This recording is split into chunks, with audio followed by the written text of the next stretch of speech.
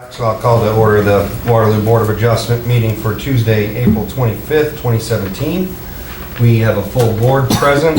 Everyone should have received their packet in the mail from the Planning and Zoning Office. We also have staff members from Planning and Zoning.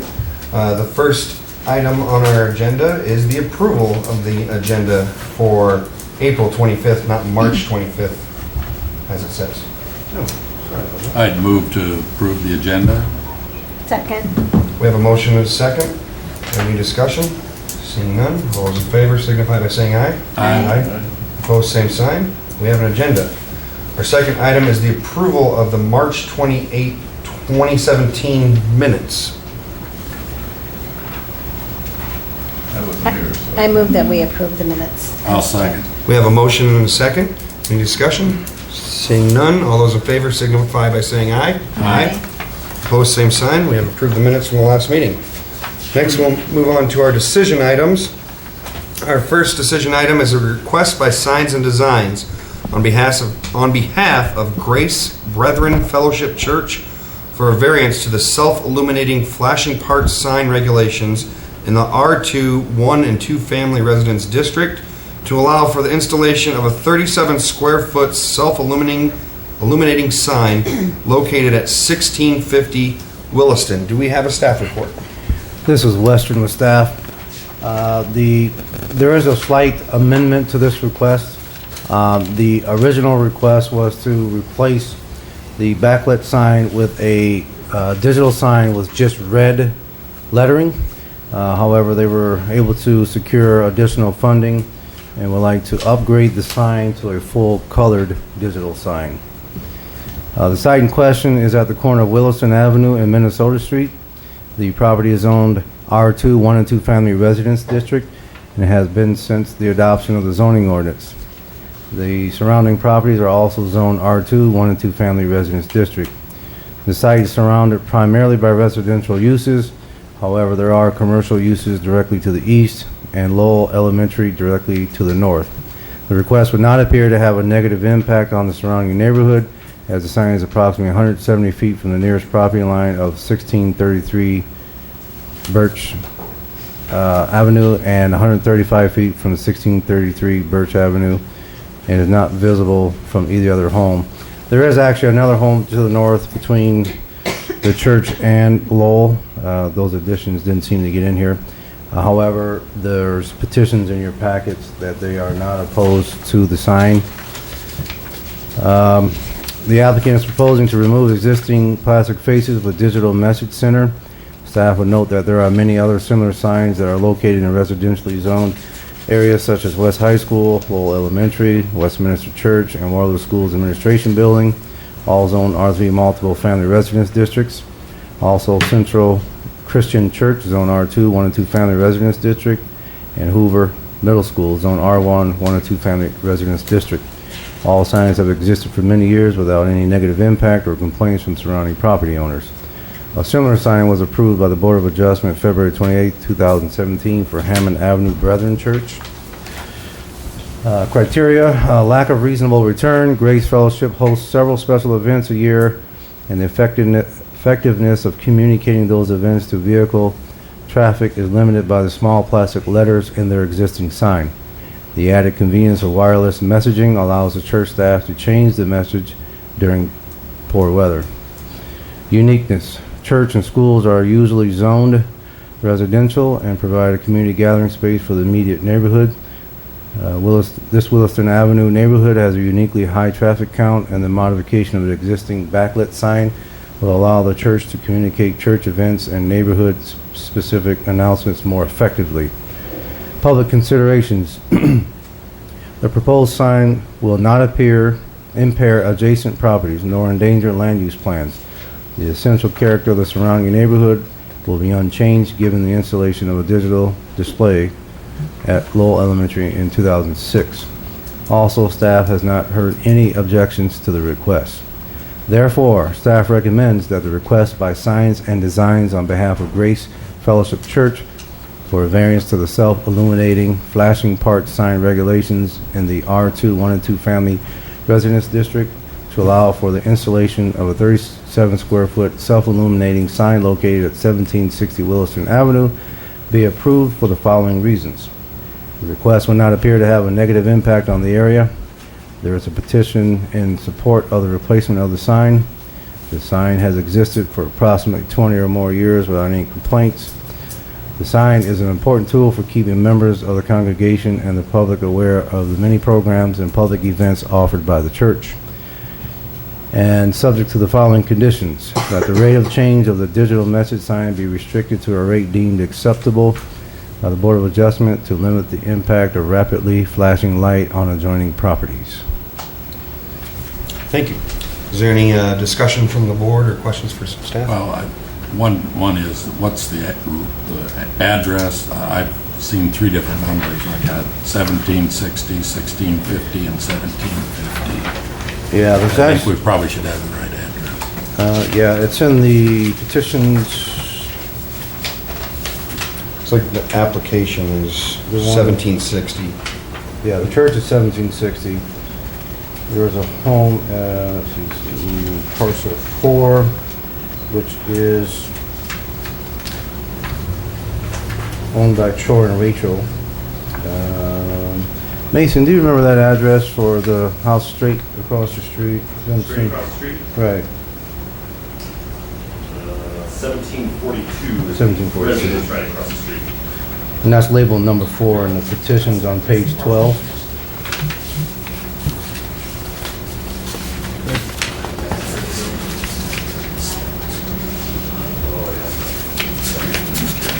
Okay.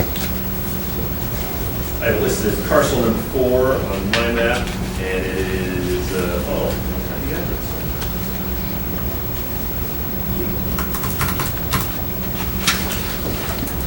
If you look at your emails, the emails that I passed out after Mason gave to me, I believe there was an oral.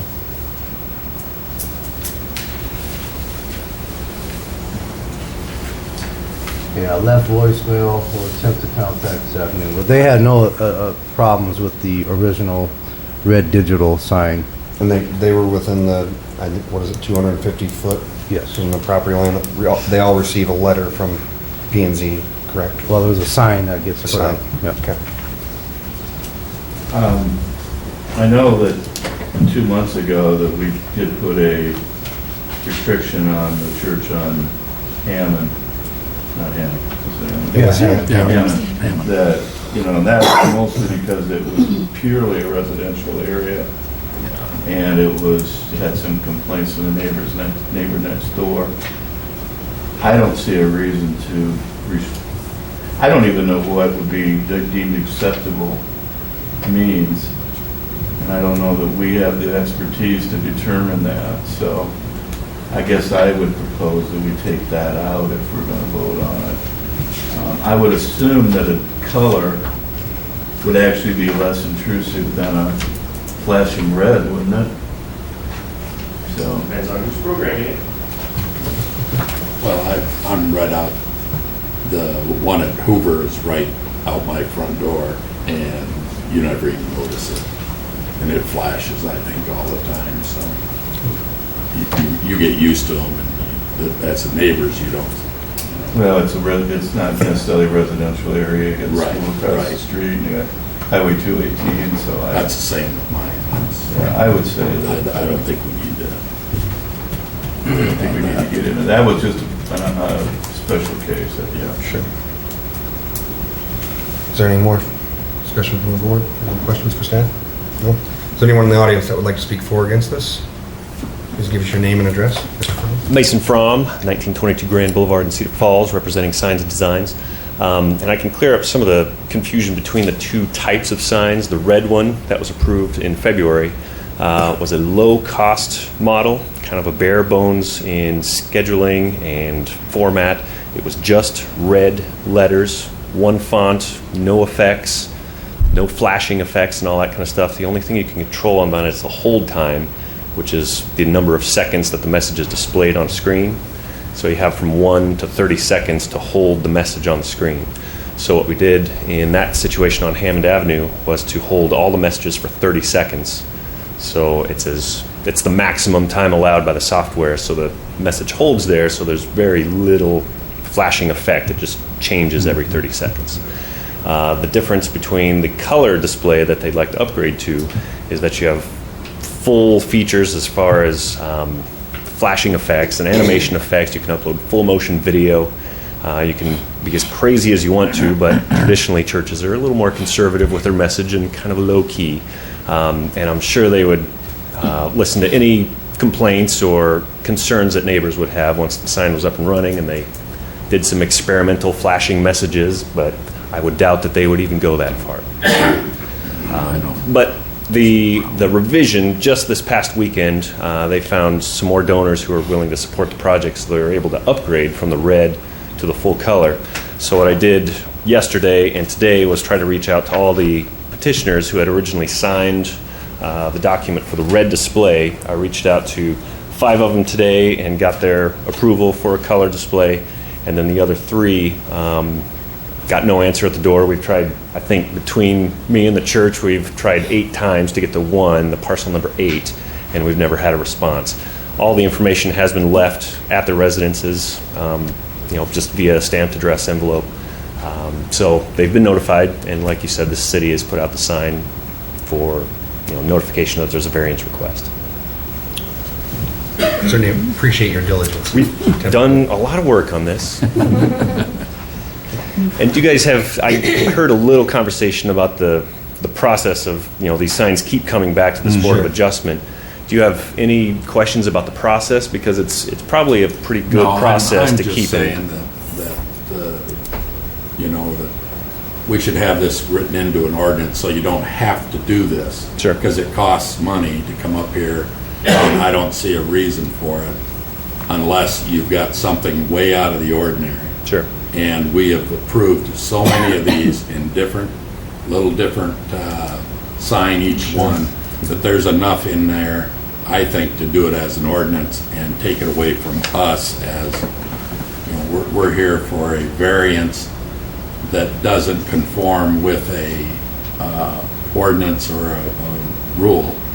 And I don't feel that we're here to approve every sign that goes up. We don't every 4x8 that goes up, we don't approve. Sure. And I don't see why we have to start with these. And it's basically a process put in place to protect the nature of residential neighborhoods. I understand. There's a slow creep if you're a resident, and that keeps getting commercial, but the process does have some value, because there are some neighbors who would take offense to it. If a sign was going right outside your beautiful bay windows, you might have something to say about it, and this provides those residents to have at least warning before my truck shows up and pops into place. So it has value, but I would also support writing it into the variance and foregoing this process too. Yeah. I guess I'd want to make a comment that when I'm saying taking that paragraph out of this one, I wouldn't say that we would always take it out, that there could be circumstances like the one on Hanlon where we would step in and make a decision like that. This one's almost in an area, with the school across the street. School and the highway. And then I think there's a little strip mall down the... Yeah, it's not really it's more a commercial area than it is a residential. Well, and that's specifically why we put that in there, to let you decide if there's someone that does complain like the last one, But you were able to discuss it and decide. Our process holds them up. Besides, if they could be a month out and have it already done if we had an ordinance that allowed, what we've already passed several times. Just my meanderings. I like the way things though. And generally, a church isn't going to have anything less than 10 seconds. Well, every church is going to be very different. Sometimes there's a very young congregation who really takes advantage of all the features of a digital display, and they might even produce their own videos every Sunday morning, or they might have rock bands on stage and that kind of stuff, and they'll show clips. Other churches are very traditional, and like the one on Hammond and Unity Presbyterian, they have an older congregation, and just typing it in with their smartphone is about all they could handle as far as programming. So there's a wide range, just like there's really good used car dealers and kind of shady used car dealers. Okay. Thank you, Mr. Crowe. Anything else? Nope. Is there anyone else that would like to speak for or against this? Seeing none, I would, second time, would bring it back to the board for discussion and a possible motion. I'll make a motion that we approve the request by Signs and Designs of behalf of Grace Fellowship Church for a variance to the self-illuminating flashing parts sign regulations in the R2 two-family district for the installation of a 30, is it still 37 square feet then? Yes. Okay. 37 square feet self-illuminating sign located at 1760 Williston Avenue to be approved for the following reason. The request does not appear to have a negative impact in the area. There is a petition in support of the replacement signs. There has been an existing sign there for approximately 20 years without any complaints. The sign is an important tool for keeping members of the congregation and the public aware of the many programs and public events offered by the church. And I guess the motion would be to approve the amendment that was given today for the color sign. Second. We have a motion, we have a second. Is there any discussion? Seeing none, all those in favor signify by saying aye. Aye. Opposed, same sign. It is approved. You can put your sign up. All right. Write your check, Dale. All right, we move on to our second decision item, and that is a request by Eric Rose on behalf of Patricia Freeman for a setback variance to allow for a 0-foot lot line setback, 10 foot less than required, at 1044 Colby Road, and a 7-foot 6-inch side yard setback, 2 foot 4 inches less than required at 1042 Colby Road. Do we have a staff report?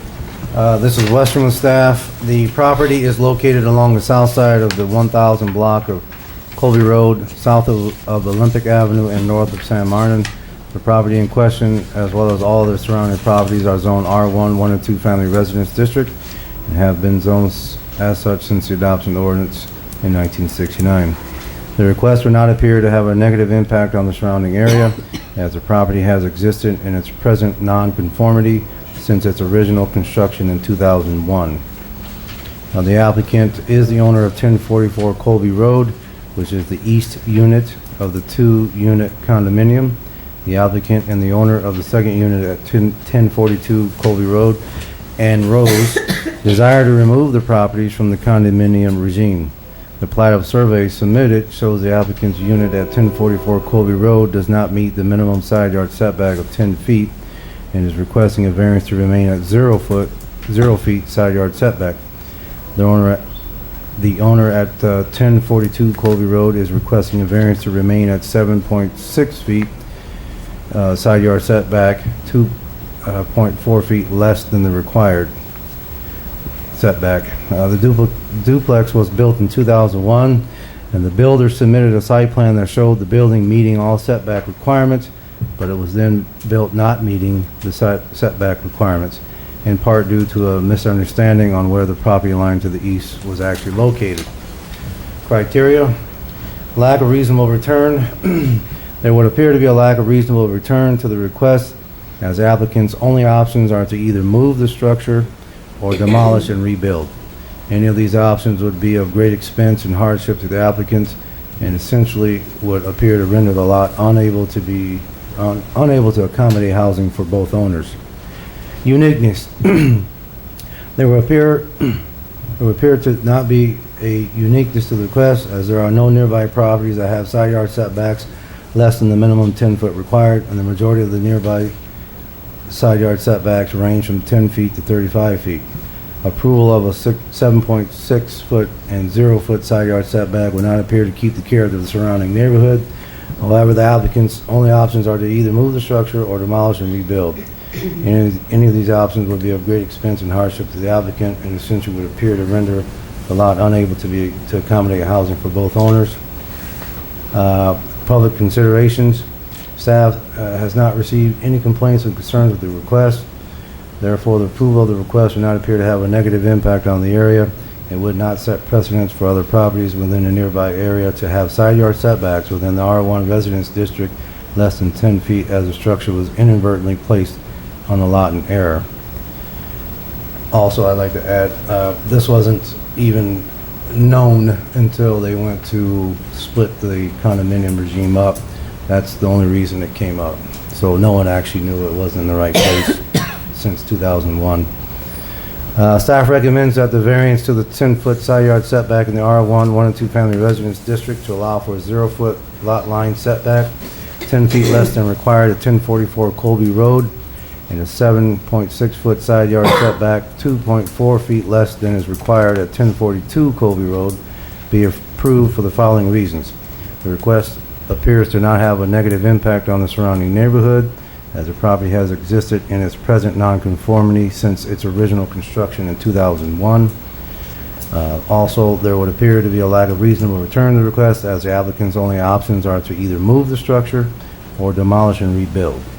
Any of these options would be of great expense and hardship to the applicant, and essentially would appear to render the lot unable to accommodate housing for both property owners.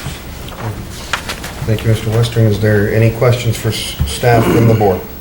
Yeah, I have a question. So this is going to be turned into 2 zero-lot line units? Correct. And I saw a letter in here from Chuck that said that there wasn't going to be any way to get a, was it an easement, or I guess it was an easement to the east? Is that? Yeah, I can speak to that. We are in the process. Sir, can I have you come up? Yeah, why don't you come on up? Yeah. You can answer. Just give us your name and address, and give us your business address. Chuck Augustine, 531 Commercial Street. I'm an attorney at Klatt Law Firm, and I represent Patricia Freeman. I mean, essentially, you heard the report. This came to attention of my client because she wanted to remove it from horizontal property regime, had it surveyed. It was discovered at that point there was a problem. Marketability of title then became an issue, and in fact, until this is addressed, and she's involved in a pending sale that Eric Rose is helping with, until this is resolved, she's essentially has no options. Now, we have reached out to the neighbors to the east. That's actually a condominium, and the goal would be to try to obtain a slice that would allow for the side yard setback that would be compliant. In order to do that, we would have to remove that parcel from that condominium regime. That would require the consent of all owners. They're okay with it.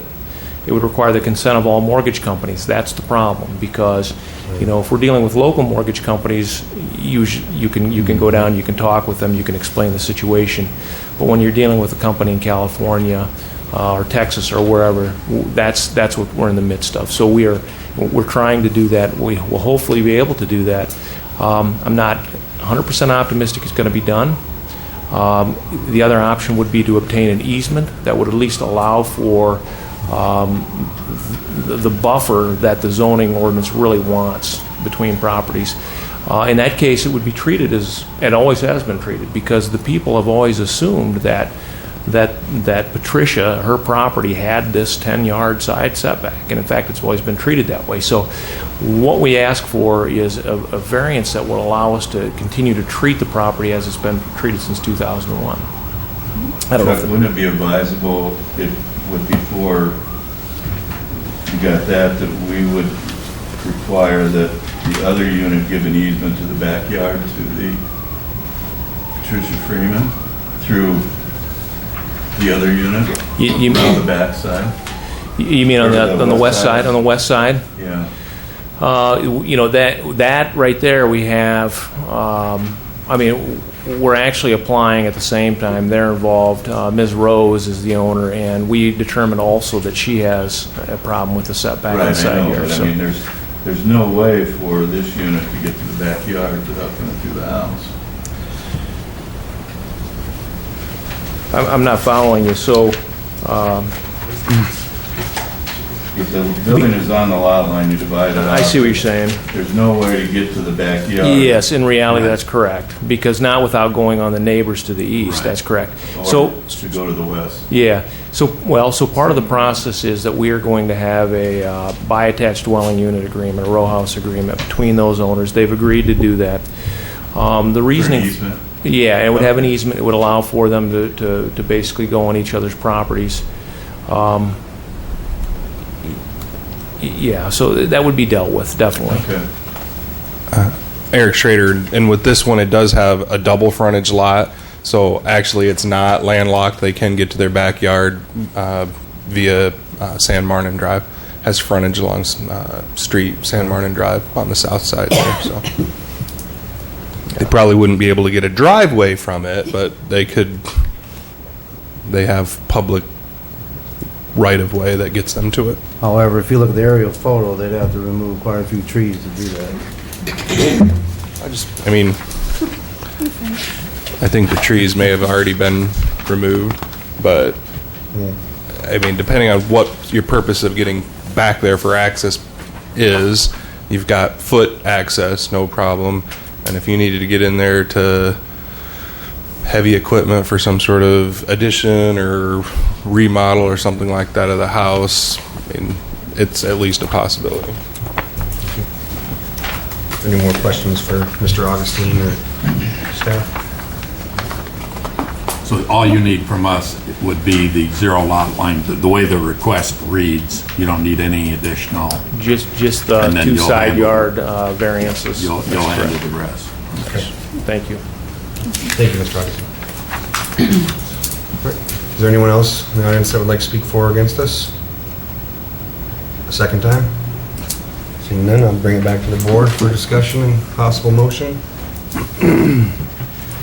Okay, I'd make a motion that we approve variance to the 10-foot side yard setback in the R1 and 2 district to allow for a zero lot line setback 10 foot less than required at 1044 Colby Road, and a 7 foot 6 side yard setback 2.4 feet less than is required at 1042 Colby.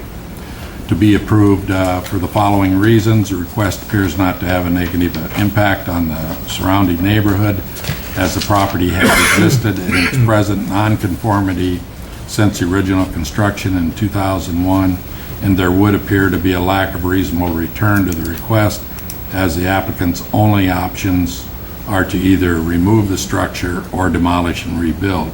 Any of the options would be of great expense and hardship to the applicant, and essentially would appear to render the lot unusable to accommodate housing for both owners. Second. We have a motion and a second. Is there any discussion? I do have one question. Sandy, would you think there'd be an issue with financing? I don't think so at Collins. That's my employment. I mean, but secondary market, I think Chuck has that, could very well be. What do you think, Brad? Well, I think for an FHA loan, whether that would be acceptable or not, that would be an issue with maintenance on that side. I'm not wanting to vote against it, I'm just bringing up the issues that a lender would have in terms of maintenance for that side of the property. Mr. Schrader with staff, so if the variance is granted, let's assume worst case scenario that they can't get the transfer of the strip of land completed. I think their next angle would be to work with an easement, which, as I think I've heard understood, does not require the sign off of the lending companies. So just the 4 different owners of that condo regime could sign off on an easement that would just provide access. That easement's going to do twofold. 1, give them access around there, but 2, even though the building is zero lot line, the overhang actually extends over that property line. So they're, even with this 0-foot variance, they're either going to need ownership or an easement to address that title issue anyway. Yeah. As long as it's legal, and that's what we're doing, so. I only brought it up just as a point. Sure. I think we're- Again, I'm not opposed to this. I One more understand step. And get the Can't make them move it and tear it down, so Yeah. I have no objection to it, I'm just trying to point out some of the issues. We do have a motion and a second. Seeing no further discussion, all those in favor signify by saying aye. Aye. Opposed, same sign. It passes. Good luck with the sale, gentlemen.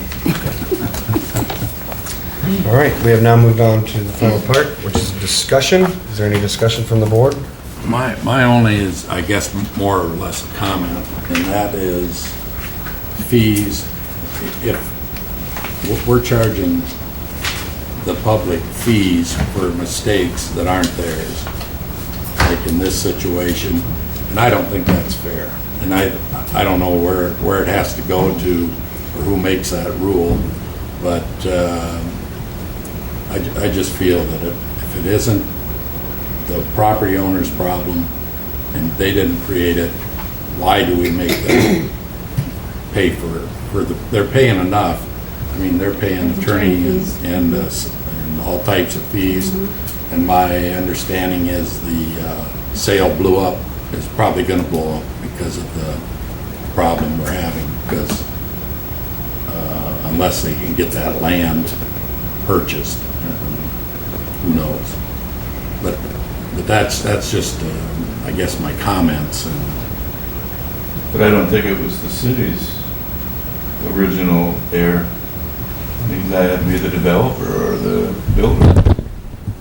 Schrader with staff. I was just going to add a comment that if there is an error on the city's part, if we erred in approving something previously or whatever that staff may have done in error that has caused a request to need a variance, we do waive the filing fee. We do not charge a filing fee in those instances. But yeah, I understand, you know, your point on if you've got a new owner that had no knowledge of or knowing, but that's a tough one because it's obviously not an error on the city's part. $250, you're not going across the street to take an attorney for a court session. So, Yeah. you know, they're pretty much stuck with doing it and paying it to get us to do it. Right. That's what we're here for.